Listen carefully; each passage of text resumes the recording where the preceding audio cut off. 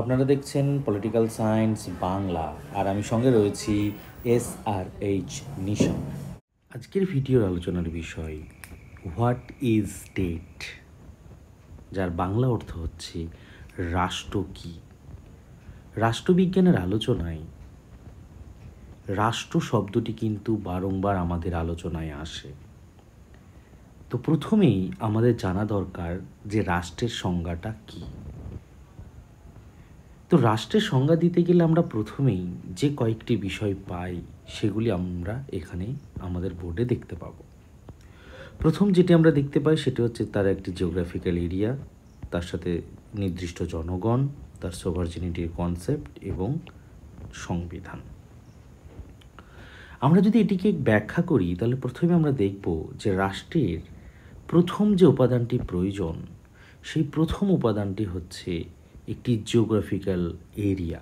অর্থাৎ আমরা যদি ভারতবর্ষকে ইমাজিনেশন করি তাহলে ভারতবর্ষকে ইমাজিনেশন করলে ভারতবর্ষের এই জিওগ্রাফিক্যাল একটি ম্যাপ কিন্তু আমরা পাব। একই রকমভাবে এই নির্দিষ্ট এরিয়ার মধ্যে আমরা নির্দিষ্ট জনগণ পাব। অর্থাৎ ভারতবর্ষের দিকে যদি তাকাই তাহলে ভারতবর্ষে প্রায় 140 কোটি জনগণকে আমরা পাব। এই দুইয়ের পরে যেটি গুরুত্বপূর্ণ সেটি হচ্ছে সোভারজিনিটি বা সার্বভৌম ক্ষমতা, অর্থাৎ একটি হায়েস্ট অথরিটির কনসেপ্ট আমরা এখানে দেখতে পাই। অর্থাৎ সর্বোচ্চ একটি ক্ষমতা এই জনগণের উপরে কিন্তু রয়েছে। আর এই সর্বোচ্চ ক্ষমতাকে পরিচালনা করার জন্য যে বিষয়টি রয়েছে ভারতবর্ষে সেটি হচ্ছে কনস্টিটিউশন অফ ইন্ডিয়া।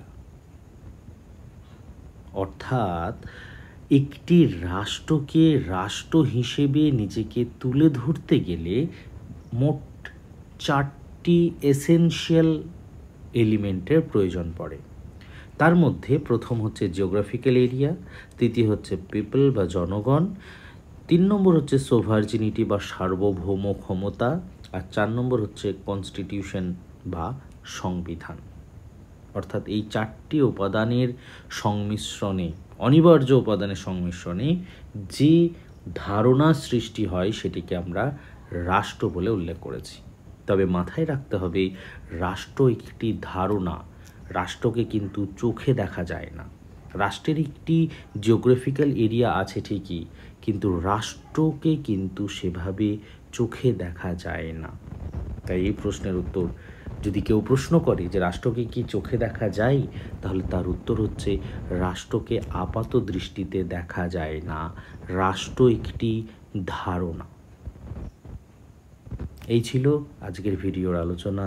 ভালো লাগলে লাইক, কমেন্ট, শেয়ার করুন এবং চ্যানেলটিকে আরও মানুষের কাছে পৌঁছে দিতে সাহায্য করুন। ভালো থাকুন, সুস্থ থাকুন।